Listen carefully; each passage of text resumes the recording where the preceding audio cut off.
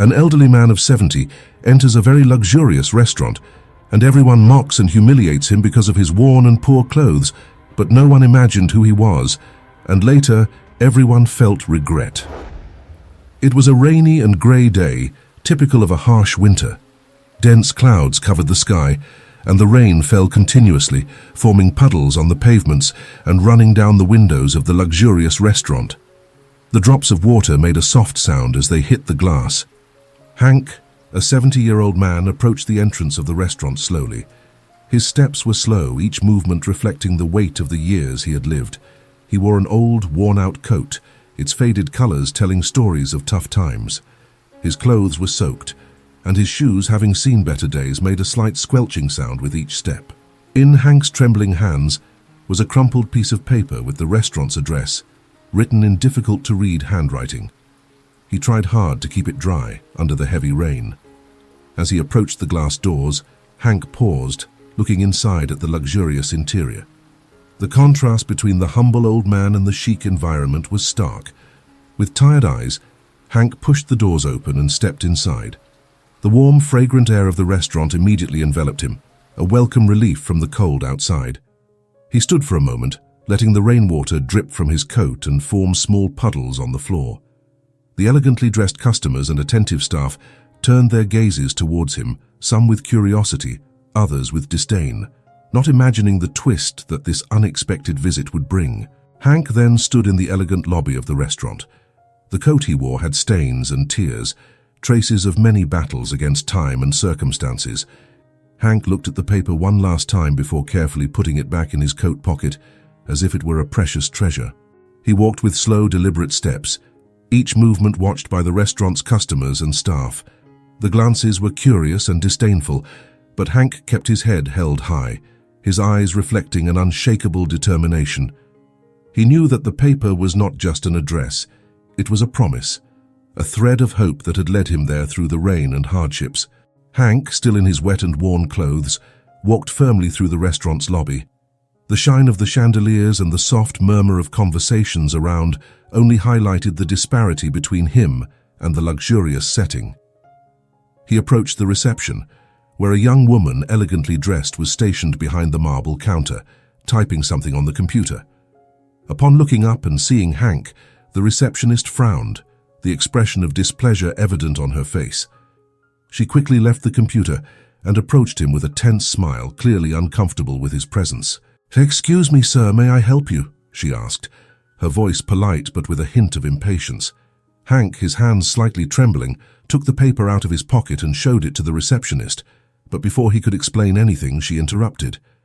"I'm sorry, sir, but this is a private establishment. Unfortunately, we cannot allow you to stay here," she said, with a hand gesture indicating the exit door. Hank tried to insist, his words coming out in a calm but firm tone. "I have a reservation. I'm here for an important reason." The receptionist shook her head, not even looking at the paper he held. "Sir, I understand, but I must ask you to leave," she stated, making a discreet signal to the nearby security guard.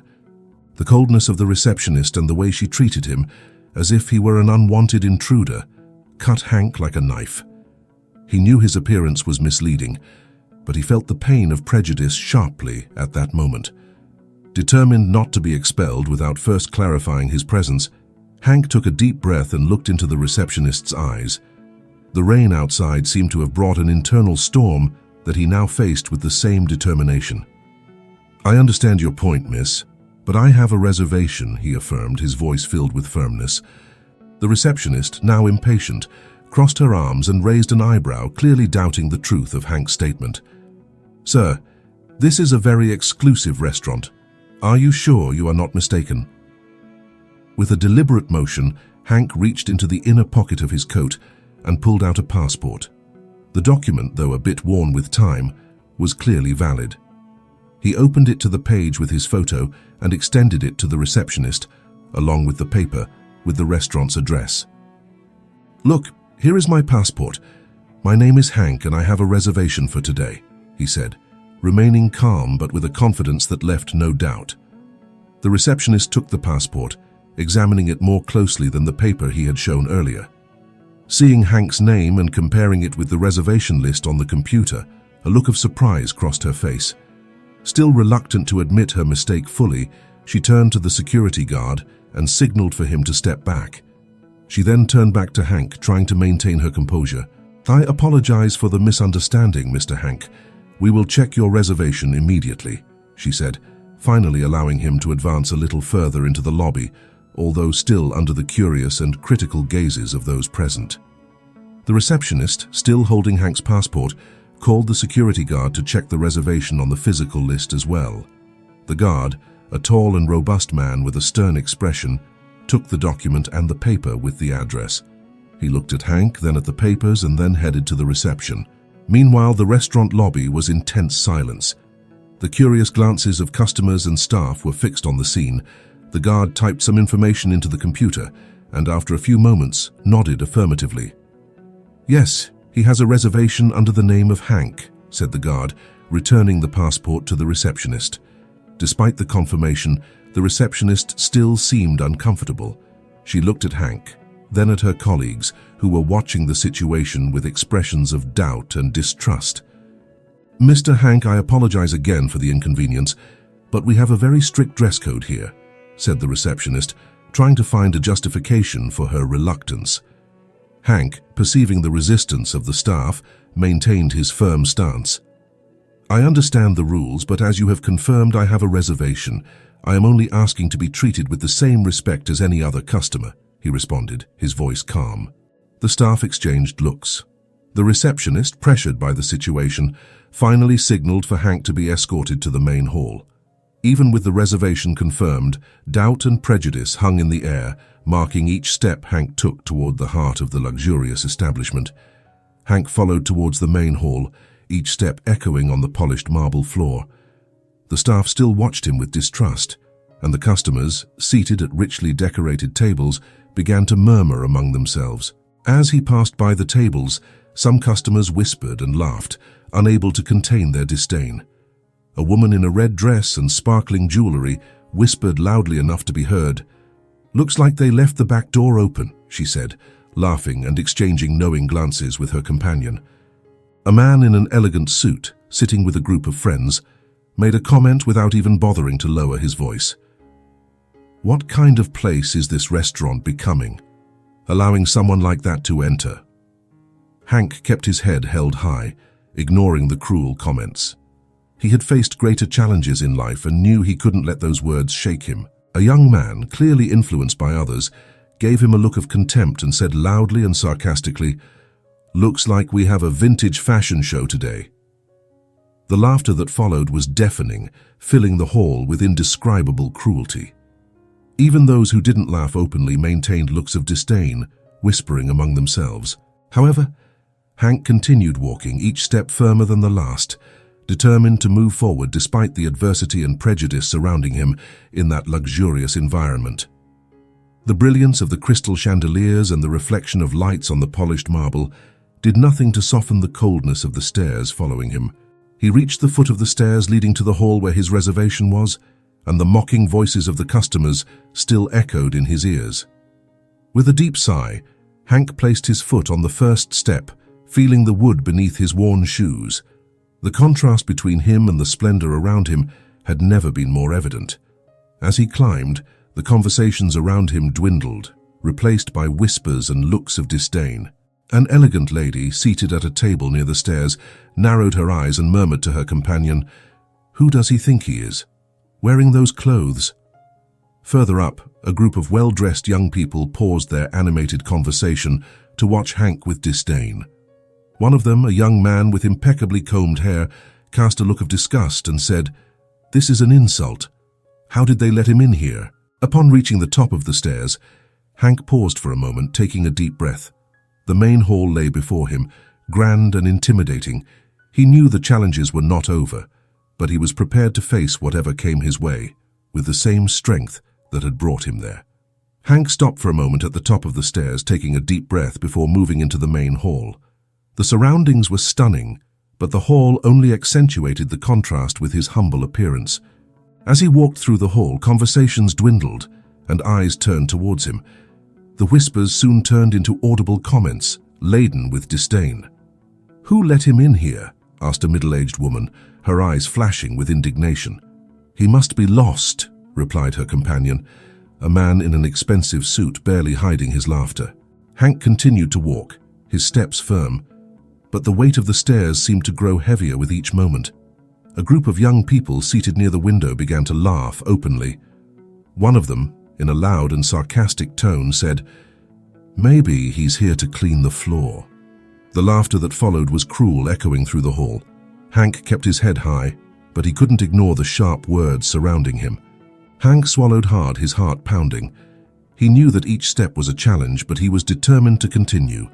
Public humiliation was a small price to pay compared to what he had endured to get there.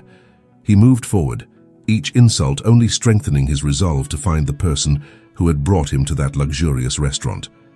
Determined not to be deterred by the humiliations, Hank walked up to the reception desk in the main hall, where a maitre d', elegantly dressed, was coordinating the customers' orders. The disdainful looks still weighed on him, but Hank knew he couldn't back down now. "Excuse me, sir," said Hank, his voice firm despite the tension in the air. "I need to speak with the owner of the restaurant." The maitre d', surprised by the request, raised an eyebrow. He looked Hank up and down, assessing his appearance with a mix of suspicion and disdain. "Do you have an appointment with her?" the maitre d' asked, clearly doubting the seriousness of Hank. "It's a personal and urgent matter," Hank replied, maintaining his posture. "Please, just inform her that Hank is here and needs to speak with her." The maitre d' hesitated, the whispers and laughter of the customers still echoing through the hall. He knew the owner of the restaurant was a busy woman, and attending to a stranger with such a humble appearance seemed unlikely. However, something in the determination in Hank's eyes made him reconsider. "Wait here," said the maitre d' with a sigh of resignation. While the maitre d' walked away to make the call, Hank remained standing, feeling the piercing stares of the customers around him. The murmurs continued, questioning who he might be and what he could want with the owner of the restaurant. But Hank was undeterred. He knew he was close to finally revealing the truth, and nothing would make him give up now. After a few minutes that seemed like an eternity, the maitre d' returned, still with a skeptical expression. "The owner of the restaurant agreed to speak with you. Please, follow me," he said, leading Hank through the hall, under the watchful and incredulous eyes of everyone present. Hank was led by the maitre d' to a more private area of the restaurant, where the atmosphere seemed even more exclusive. The luxury of the details was visible, from the fresh flower arrangements to the artworks adorning the walls. He waited, his heart pounding, knowing he was about to face a crucial moment. After a few moments, a door at the back opened, and Mary, the restaurant owner, finally appeared.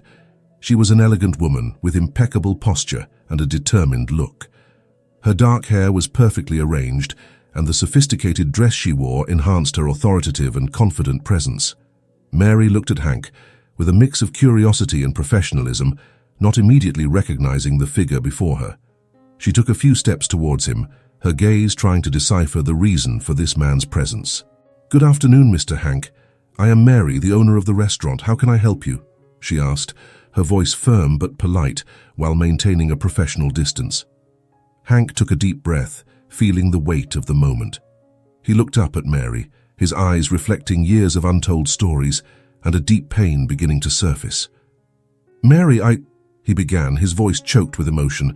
"I needed to see you. It's a matter of great importance." Mary frowned slightly, still not understanding the connection between them.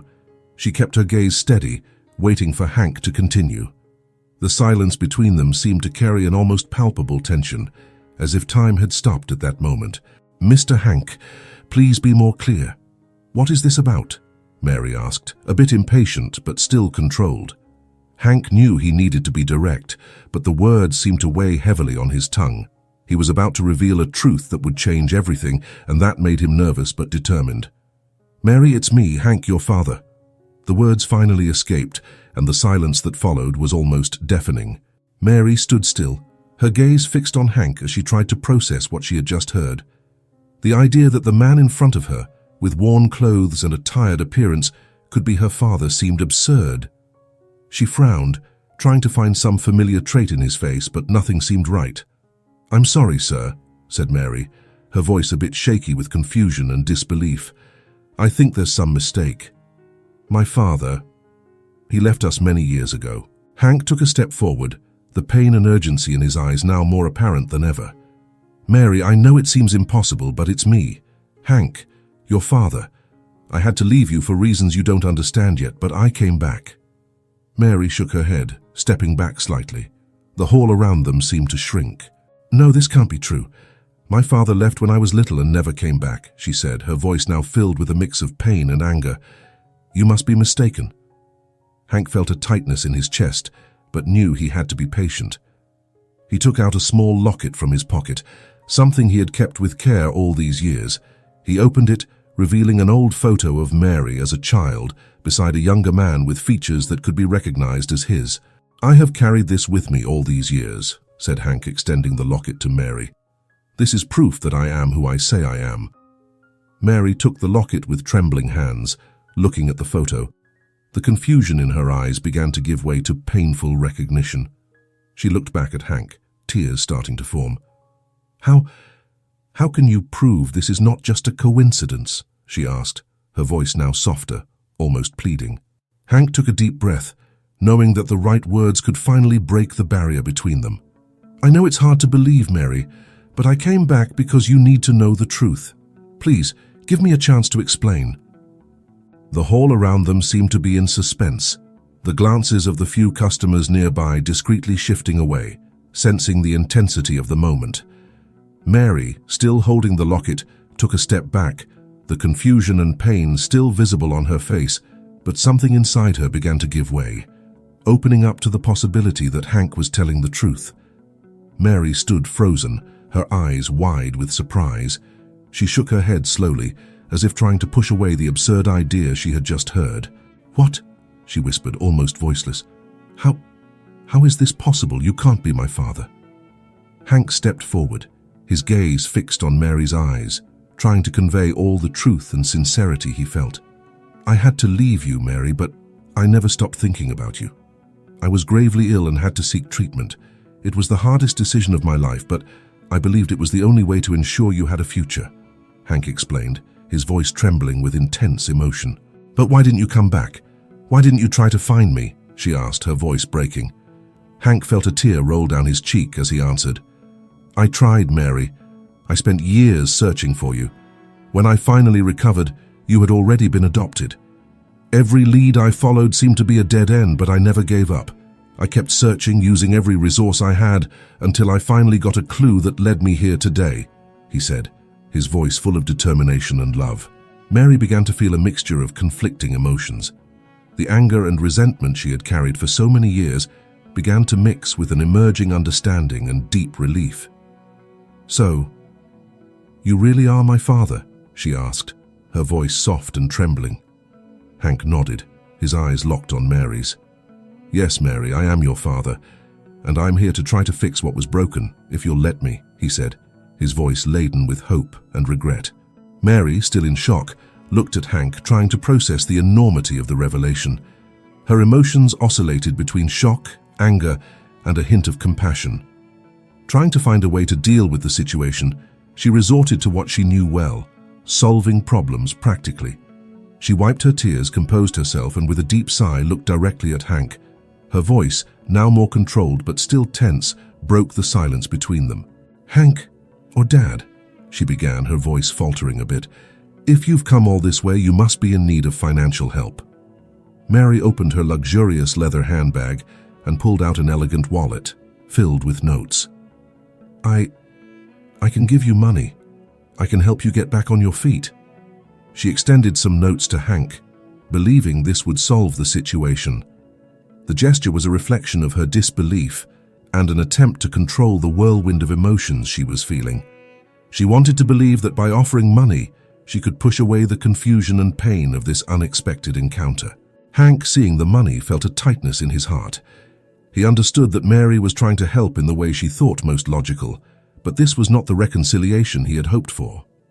"Mary, it's not money that I want," said Hank, his voice soft but firm. "I didn't come here seeking financial help. I came to find you, to explain what happened and maybe to earn a bit of your forgiveness." Mary, still holding the notes, looked at Hank, her expression softening a bit.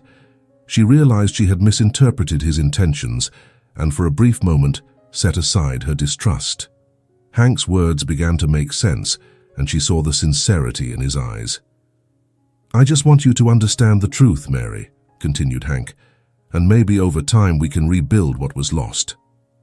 Mary lowered her arm with the money, the notes trembling in her hands. The complexity of the situation hit her full force, and she realized there was much more at stake than a simple financial transaction. Hank looked at the notes trembling in Mary's hands and felt a mix of sadness and determination. He knew that gesture was an attempt to solve the situation practically, but he also knew it was a reflection of the emotional distance that still existed between them. "Mary," said Hank gently but firmly, as he pushed her hands back with care, "I don't want your money. It was never about that." Mary hesitated, confused and a bit lost. She put the notes back in her wallet, her hands still trembling. Her eyes met Hank's, seeking some clarity in the complexity of the situation. "Then what do you want?" she asked, her voice laden with a mix of curiosity and vulnerability. Hank took a deep breath, feeling the weight of decades of separation and suffering. He knew he needed to be clear and honest, even if the words were difficult to say. "I want to talk, Mary. I want you to understand why I had to leave, why I wasn't there when you needed me most." He paused, trying to find the right words. "I need you to know the truth and, if possible, to forgive me." Mary, still shaken, felt a wave of emotions. Part of her wanted to push Hank and the associated pain away, but another part, a deeper and more vulnerable part, wanted to understand, wanted answers. "All right," she said finally, her voice softer. "Let's talk, but know that this won't be easy for me." Hank nodded, understanding the magnitude of what he was asking. He knew this was just the beginning of a long journey of reconciliation, but he also knew it was a necessary step. "I understand, Mary, and I'm willing to face whatever it takes to fix what was broken." Hank took a step forward, extending his hand not to ask for money but to seek a genuine connection. Mary looked at Hank's extended hand, her expression softening a bit more. With a deep sigh, she took his hand, knowing that this moment was the beginning of a difficult but necessary conversation that could finally bring the truth to light and perhaps heal old wounds. Hank and Mary sat down at a more secluded table in the restaurant, away from the curious glances of other customers. The tension was still present, but there was an openness to dialogue that hadn't existed before. Hank took a deep breath, knowing that the story he was about to tell would be painful for both of them. "Mary, when you were very young, our life was very different," Hank began, his voice heavy with emotion. "Your mother and I were happy, but everything changed when you were born, and I was diagnosed with a severe illness. Back then, treatments were expensive and experimental. I had to make a very difficult decision." Mary listened intently, her eyes fixed on Hank's face, trying to absorb every word. "I don't know if you remember, but your mother passed away days after you were born, and the illness debilitated me very quickly over the years. The doctors said I wouldn't have much time left unless I started aggressive treatment. This treatment required me to be away for a long period, and you were only 6 years old with no one to take care of you." Hank paused, his eyes welling up as he relived the pain of that moment. "So, with a broken heart, I decided to leave you at the orphanage, believing that there you would have a better chance to survive and be cared for." Mary felt a lump form in her throat, anger and sadness mixed in her heart. She wanted to interrupt, but something in Hank's sincerity made her remain silent. "I knew I was leaving you in a place where you wouldn't understand why I left, but my hope was to survive the treatment, come back and get you." Hank looked at his own hands, trembling slightly. "I spent years in the hospital fighting the disease, and when I finally recovered, you had already been adopted." Mary wiped away a tear that rolled down her face. The pieces of the puzzle were starting to fit together, but the pain of being abandoned was still intense. "I tried to find you, but all the leads turned cold. I used every resource I had, but it seemed like you had disappeared," Hank continued, his voice trembling. "When I finally got a recent lead, I didn't hesitate. I came here in the hope that somehow I could explain all this to you." Mary took a deep breath, processing each word. The pain of her childhood was present, but Hank's explanation brought a new perspective. She realized the depth of the sacrifice he had made and the continuous struggle to find her. "I never wanted to abandon you, Mary," said Hank, his voice a whisper filled with emotion. "Everything I did was to ensure you had a chance to live, even if it meant losing precious years with you." Mary, still holding Hank's hand, squeezed it tighter, trying to find the words to respond to this devastating and redeeming revelation. Hank looked into Mary's eyes, seeing the mixture of pain and understanding that was beginning to emerge. He knew he needed to continue, revealing the details of his relentless search for her. "When I finally left the hospital after years of treatment, the first thing I did was return to the orphanage where I left you," Hank began, his voice laden with suppressed emotions. "But you were no longer there. They told me you had been adopted by a family and that all information was protected for your safety and privacy." Mary gripped Hank's hand tightly, feeling the truth and sincerity in each of his words. "I didn't know where to start, but I couldn't give up. I hired private investigators, searched public records, went to every place where there might be any clue about you," Hank continued, his eyes brimming with memories of years of searching. "With each false lead, my heart broke a little more, but I couldn't give up, not after everything I had sacrificed." Mary listened intently, absorbing every word and detail. The pieces of her past were beginning to fit together, giving new meaning to her fragmented memories. "I went to every orphanage in the region, searched hospitals, schools, any place where there might be a record of you," Hank said, his voice trembling with the intensity of the memory. "I spent sleepless nights writing letters, making calls, trying to find any information that would lead me to you." He paused, taking a deep breath, while Mary continued to hold his hand tightly. "Years passed and my hope began to wane, but I never completely gave up. Then, one day, an old friend told me about a luxury restaurant where you might be working. And that's how I ended up here today," Hank concluded, his voice filled with relief and hope. Mary, now with tears streaming down her face, looked at Hank, seeing not just a stranger, but a father who never stopped fighting for her. Hank's story resonated deeply within her, making all the pain of being abandoned begin to transform into something new, an understanding of the sacrifice and unconditional love he always had for her. "I never stopped looking for you, Mary. Every step of my journey was guided by the desire to find you and explain what happened," Hank said, his voice full of sincerity and emotion. "I'm here now, not just to ask for forgiveness, but to try to make up for lost time if you'll let me." Mary, still in tears, nodded slowly, feeling that she was finally ready to listen, understand, and maybe forgive. Mary took a deep breath, still holding Hank's hand, but now feeling the need to express the feelings she had carried for so many years. The pain of abandonment, despite Hank's explanation, was still present and needed to be shared. "Hank, Dad," she began, her voice trembling and filled with emotion. "I understand everything you went through, all the difficulties and sacrifices you made. But I need you to understand something too." She released his hand, stepping back slightly, as if needing space to gather her strength. "When you left me at the orphanage, I was just a child. I didn't understand what was happening. I just knew that my father, the only person I knew and loved, had abandoned me," Mary continued, tears streaming down her face. "The first years were the hardest.